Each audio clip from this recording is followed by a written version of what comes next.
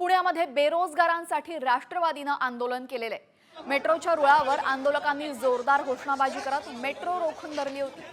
मात्र आंदोलकांनी पोलिसांवर हात उगारल्याने सुद्धा पोलिसांनी तातडीने आंदोलकांना ताब्यात घेतलं आणि यावेळेस मेट्रो स्टेशनवर हाय व्होल्टेज ड्रामा पाहायला मिळाला।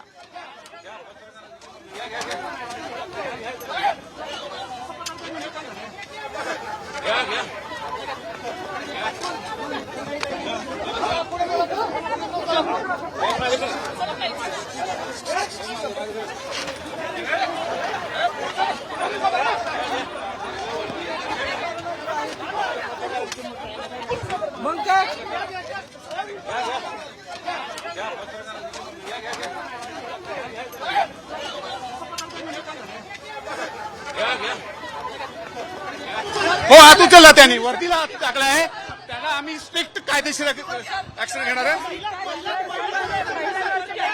त्याने पोलिसाची वर्दीला हात घातलाय, त्यांना एकदम कायदेशीर लायसन्स शिकवला जाणार आहे।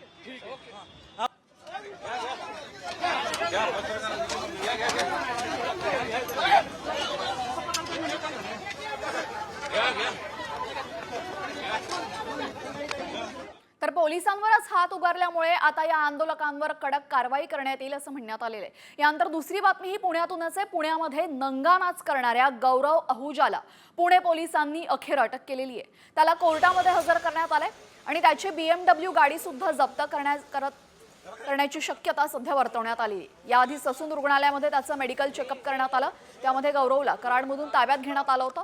पुणे पोलिसांनी त्याचं सातारा पोलिसांकडून ताब्यात घेतला होता। दरम्यान गौरव अहुजाचा मित्र भाग्येश ओसवालला पोलिसांनी अटक केलेली आहे आणि त्याच्या रक्ताच्या नमुन्यातही अल्कोहोल आढळलेलं आहे। भाग्येश ओसवाल गौरवसोबत BMW मध्ये दारू पीत बसलेला होता, तर गौरव अहुजानं सुद्धा भर रस्त्यात अश्लील चाळे केले होते आणि त्यानंतर व्हिडिओ जारी करत त्यानं माफीही मागितलेली। तर गौरव अहुजाला कराडमधून पोलिसांनी अखेर ताब्यात घेतलंय। रात्री उशिरा पुणे पोलिसांनी कराड पोलिसांकडून गौरवचा ताबा घेतला। सकाळी येरवडा पोलिसांनी गौरवला मेडिकलसाठी ससून रुग्णालयात नेलं। मेडिकल नंतर पोलिसांनी गौरवला अटक केलेली आहे। गौरवचा मित्र भाग्येश ओसवालला सुद्धा पोलिसांनी अटक केली आहे। तर गौरवचा अटकेत असलेला मित्र भाग्येश अग्रवालचे त्याच्या मित्रांनी लाड पुरवण्याचा प्रयत्न केलेला आहे। त्यांनी भाग्येशसाठी कोल्ड कॉफी त्यासोबतच बर्गर आणि कोल्ड ड्रिंक मागवलं होतं, मात्र पोलिसांनी ते पार्सल परत पाठवले। भाग्येश अग्रवाल अश्लील चाळे करणाऱ्या गौरव अहुजाचा मित्र आहे आणि तो BMW कारमध्ये बसून दारू पीत होता। दरम्यान मित्रांनी त्याच्यासाठी कॉफी बर्गर हे सगळे अन्न पदार्थ मागवले पाठवले, मात्र पोलिसांनी ते देण्यास मज्जाव केला। बातमी सतीश भोसले संदर्भातली। सतीश भोसले उर्फ खोक्याला अटक करण्याच्या मागणीसाठी आज शिरूर बंदची हाक देण्यात आलेली आहे। आमदार सुरेश धस खोक्याचा आका आहे आणि त्यामुळे धसांना सुद्धा सह आरोपी करा अशी मागणी आता आंदोलनकर्त्यांनी केलेली आहे। दरम्यान खोक्याला बेड्या कधी ठोकणार असा सवालही या आंदोलकांनी उपस्थित केला।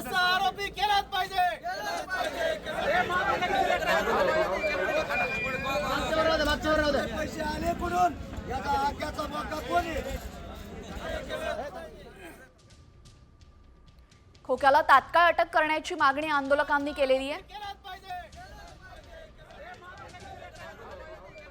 आमदार सुरेश धस खोक्याचे आका आहेत आणि त्यामुळे धसांना सुद्धा सहआरोपी करण्याची मागणी करण्यात आली आहे। ढाकणे कुटुंबियांची तक्रार का घेतली नाही याचीही चौकशी करा असंही सांगितलंय। दरम्यान खोक्याच्या अवैध व्यवसायांची चौकशी करण्याची मागणी करण्यात आलेली आहे।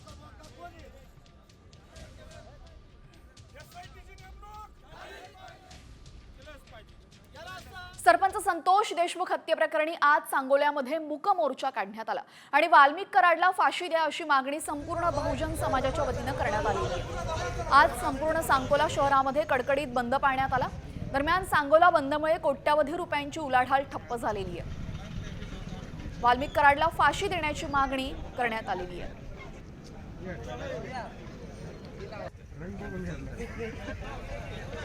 सोमनाथ सूर्यवंशी यांच्या हत्येची सखोल चौकशी व्हावी आणि त्याचबरोबर आमचे संतोष अण्णा देशमुख सरपंच यांच्या हत्येचे जे प्रमुख सूत्रधार आहेत, प्रमुख आरोपी आहेत वाल्मिक कराड आणि त्यांना पाठीराखण करणारे, त्यांना राजकीय पाठबळ देणारे धनंजय मुंडे यांना फाशीची शिक्षा झाली पाहिजे।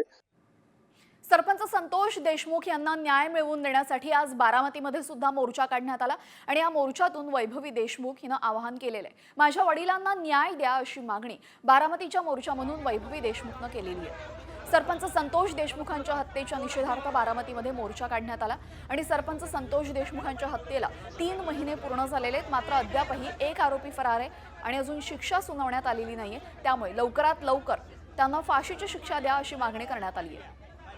ठरवलं होतं मला शेवटचा माझ्या वडिलांचा चेहरा बघायला भेटणार, मला माझ्या वडिलांचा चेहरा बघायचा होता, पण त्यांना ते आणलं होतं त्या परिस्थितीत, त्यांना मेनकापडमध्ये आणलं होतं। त्यांनी खरंच इतक्या काय चुकी केली की त्यांच्यावर ही वेळ आली।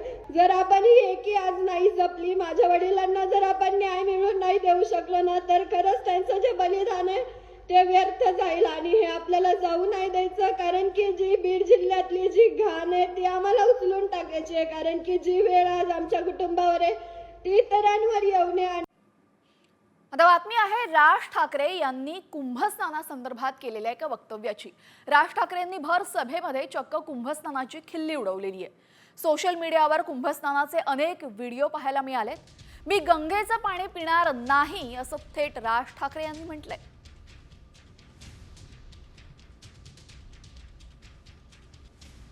आमच्या बाळा नांदगावकर इथे त्या ह्याच्यातनं घेऊन आले, काय ते छोट्याशा कमंडलूमधनं पाणी घेऊन आले। म्हटलं मी नाही पिणार। अहो मला सांगा, आता तो सोशल मीडिया आल्या पूर्वीच्या काळात ठीक होतं। मी त्या सोशल मीडियावरती बघतोय माणसं तिथे आलेल्या बाया बिया घासतायत आणि बाळा नांदगावकर साहेब गंगेचं पाणी कोण पिईल ते पाणी? चला आत्ताच करोना गेलाय, कोणाला त्याच्याशी काही देणं घेणं नाही। 2 वर्ष झाले तोंडाला फडकी बांधून फिरले आणि तिकडे जाऊन आंघोळ करतायत। दरम्यान आता राज ठाकरे यांनी केलेल्या या वक्तव्यामुळे काही वादंग निर्माण होतो का हे पाहणं महत्त्वाचं ठरेल। यानंतर बातमी आहे राजकीय वर्तुळातून भाजपाची बी टीम फक्त काँग्रेसमध्ये नाहीये तर इतर पक्षात राहून जे लोक भाजपासाठी काम करतात ते लोक नमक हराम आहेत। आमच्यासोबत एकनाथ शिंदे होते आणि 2 वर्ष भाजपाचा अजेंडा राबवत होतो। शिंदे पळून गेले, बरं झालं आम्ही मोकळे झालो असं म्हणत संजय राऊतांनी एकनाथ शिंदेंना टोला लगावलाय। बी टीम बहुत सी पार्टियों में है, ये सिर्फ कांग्रेस में नहीं है, जो वहाँ बैठकर बीजेपी से अंदर से उनकी साठगांठ होती है। नमक हराम बोलते हम, हाँ नमक हराम है ये लोग। जैसे कि हमारे यहाँ भी एकनाथ शिंदे थे, उनके साथ 40 लोग थे, 2 साल से बीजेपी का एजेंडा चला रहे थे, भागकर चले गए, खुलेआम चले गए। तो अभी अच्छी बात है, हम फ्री हो गए। माजी आमदार वैभव नाईकांनी नितेश राणेंना डिवचलंय। नितेश राणे स्वतःला डॉन समजतात, मात्र त्यांच्याच मतदारसंघामध्ये चोरट्यांकडनं दुकानं फोडली जात आहेत असं वैभव नाईक म्हणालेत। नितेश राणेंना एवढ्या संरक्षणाची गरज काय असा सवालही त्यांनी विचारलाय। त्यांच्या हाकेच्या अंतरापासून रात्री 4 दुकानं फोडण्यात आली। CCTV मध्ये आपण बघतोय की सगळी दुकानं खुलेआम फोडण्यात आली, परंतु पोलिसांकडे ह्या गोष्टीकडे लक्ष नाही। आज या जिल्ह्याचे पालकमंत्री खरं तर स्वतःला डॉन समजतात आणि ते डॉन असतील, त्यांना आता काही संरक्षणाची एवढी गरज नाही आहे, परंतु त्यांच्या पाठी पोलीस कालपासूनच 4 गाड्या, त्यांचा दौरा असली की 4 गाड्या, अर्ध पोलीस स्टेशन त्यांच्या पाठनं फिरत असते आणि त्यामुळे त्यांना कोणापासून भीती नाही, ते स्वतः डॉन आहेत। राज्यातील अंगणवाडी सेविकांसाठी आता खुशखबर आहे। लाडकी बहीण योजनेअंतर्गत बहिणींचे अर्ज भरणाऱ्या अंगणवाडी सेविका आणि मदतनीसांना आता प्रोत्साहन भत्ता मिळणार आहे। पुणे जिल्ह्यातील सेविकांसाठी 1,92,00,000 रुपयांचा निधी मंजूर झालाय, तर पुढील काही दिवसांमध्येच अंगणवाडी सेविकांच्या खात्यावर अर्जासाठी प्रत्येकी 50 रुपये प्रमाणे पैसे वर्ग करण्यात येतील।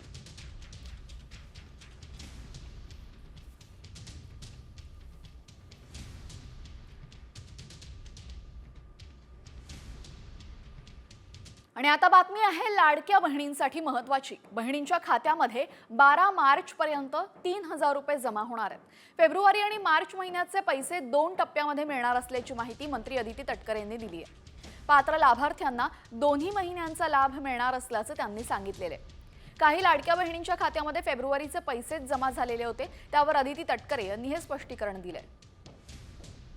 दरम्यान तटकरे यांनी काय ट्विट केले आपण पाहूयात। सर्व पात्र लाभार्थ्यांना बँक खात्यात फेब्रुवारी महिन्याचे 1500 आणि मार्च महिन्याचे 1500 असे 2 टप्प्यात पैसे जमा होणार आहेत।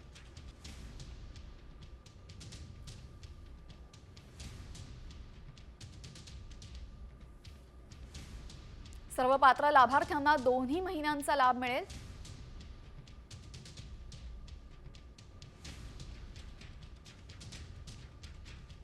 वाढत्या लव्ह जिहाद विरोधात आता मुख्यमंत्री देवेंद्र फडणवीसांनी कठोर भूमिका घेतलेली आहे। लव्ह जिहाद विरोधातील कायदे कठोर केले जाणार असल्याचं फडणवीसांनी सांगितलंय। राज्यामध्ये लव्ह जिहादची जवळपास 1 लाख प्रकरणं आहेत आणि या प्रकरणांचं विशेष समितीकडून सखोल विश्लेषण सुरू असल्याचं मुख्यमंत्र्यांनी सांगितलंय।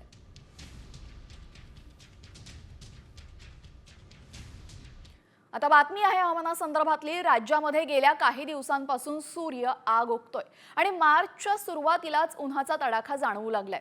कोकणामध्ये उष्णतेची लाट येण्याचा इशारा हवामान विभागानं दिलाय आणि सोलापुरात 38.8 अंश सेल्सिअस तापमानाची नोंद झाली आहे। सोलापूर पाठोपाठ कोकण, मध्य महाराष्ट्र, मराठवाडा, विदर्भातही कमाल तापमान सातत्यानं 37 अंशांच्या पुढे आहे।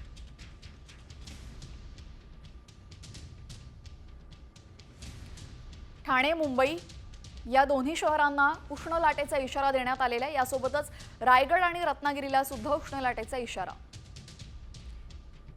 तापमान पाहूयात। सोलापुरात 38.8, वाशिममध्ये ते 37.6, जेऊरमध्ये 37.5 आणि अकोल्यात 37.4 अंश सेल्सिअस तापमानाची नोंद। रत्नागिरीत 37.3, सांगलीत 37.2, अमरावतीमध्ये 37.2 आणि वर्ध्यामध्ये 37.2 अंश सेल्सिअस तापमानाची नोंद।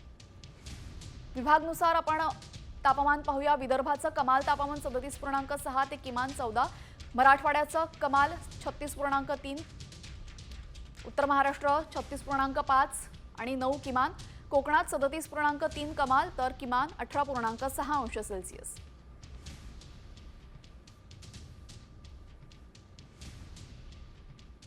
त्यामुळे घराबाहेर पडताना तुम्ही आवश्यक ती काळजी घ्या असं आवाहन सुद्धा हवामान विभागानं केलेलं आहे। यानंतर इतर काही राजकीय घडामोडी आपण पाहूयात वेगवान स्वरूपात न्यूज पॉइंट 20च्या माध्यमातून। राज्य मंत्रिमंडळाची आज महत्त्वाची बैठक होणार आहे। अर्थसंकल्पाच्या पूर्वसंध्येला राज्याच्या मंत्रिमंडळाची बैठक महत्त्वाची ठरते। संध्याकाळी 7 वाजता सह्याद्री अतिथीगृहावर अर्थसंकल्पीय अधिवेशन करण्याआधी मंत्रिमंडळाची बैठक होणार आहे।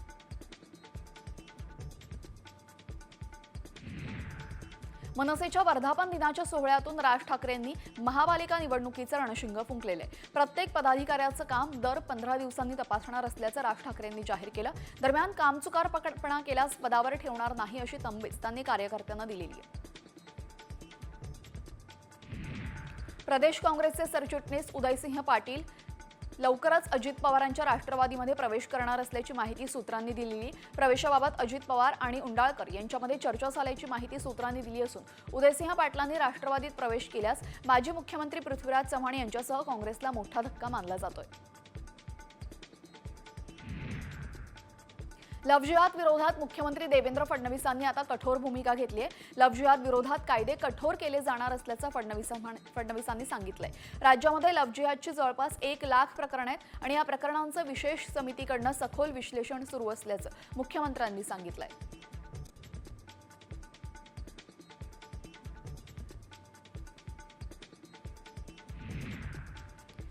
आगामी महापालिका निवडणुकांसाठी उद्धव ठाकरेंनी कंबर कसली। मनपा निवडणुकीच्या पार्श्वभूमीवर मुंबईमध्ये ठाकरे गटाकडून निर्धार शिबिराचं आयोजन करण्यात आलं। या शिबिरामध्ये पक्षप्रमुख उद्धव ठाकरे कार्यकर्त्यांना मार्गदर्शन करणार तर मुंबईच्या समस्यांवर आदित्य ठाकरे बोलणार असल्याची माहिती मिळते।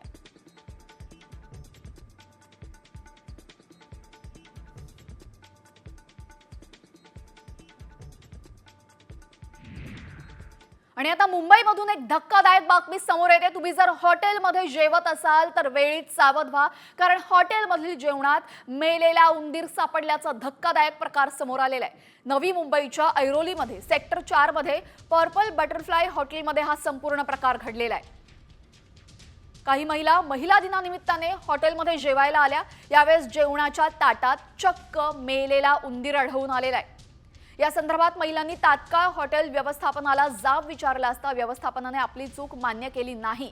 मात्र महिलांनी तीव्र विरोध केल्यानंतर व्यवस्थापनाने चूक मान्य केली। या प्रकरणी महिलांनी रबाळे पोलीस ठाण्यामध्ये तक्रार केली असता पोलिसांनी रात्री उशिरा हॉटेल विरोधात गुन्हा दाखल केलेला आहे। अत्यंत धक्कादायक असा प्रकार घडलेला आहे। तुम्ही जर बाहेर जेवण करत असाल, हॉटेलमध्ये जेवत असाल तर वेळीच सावध व्हा, कारण की नवी मुंबईमधल्या एका हॉटेलमध्ये जेवणामध्ये चक्क मेलेला उंदीर आढळलेला आहे। पर्पल बटरफ्लाय असे या हॉटेलचं नाव असून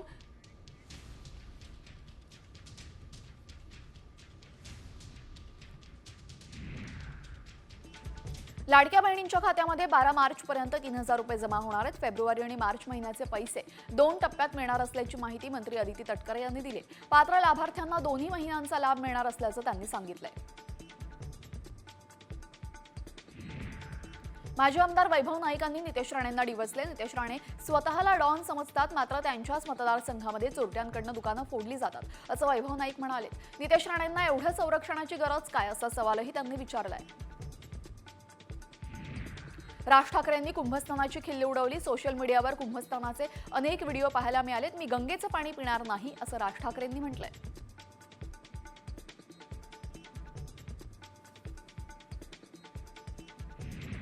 औरंगजेबाची कबर हटवण्याच्या मुद्द्यावरून खासदार निलेश लंकेंनी मुख्यमंत्री देवेंद्र फडणवीसांवर सडकून टीका केली आहे। कबरीबाबत सरकारची वेळकाढूपणाची भूमिका सुरू आहे, तर तुम्ही राज्याचे नेतृत्व करता, तुम्ही ठरवलं तर काहीही करू शकता असं लंके म्हणाले। तर कबर हटवण्याबाबत कायदेशीर अडचणी असल्याचं फडणवीसांनीही म्हटलंय।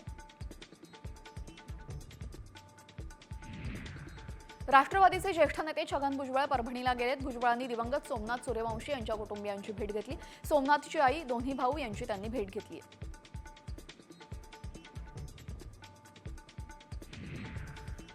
आणि आता पाहूयात एक स्पेशल रिपोर्ट। दौंड तालुक्यातल्या यवतमध्ये एका बिबट्याची खुनाच्या आरोपातनं चक्क निर्दोष सुटका झालेली आहे। पोलीस आणि वन विभागानं या प्रकरणाची कसून तपासणी केली आणि त्यामुळे बिबट्या दोषमुक्त झालाय। नेमका हा प्रकार काय आहे पाहूयात या स्पेशल रिपोर्ट मधून। बिबट्या झाला निर्दोष।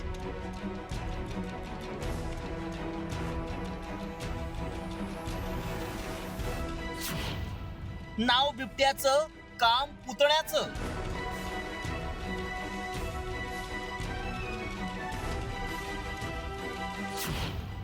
बिबट्याच्या आडून पोलिसांनी लावला खुनाचा छडा।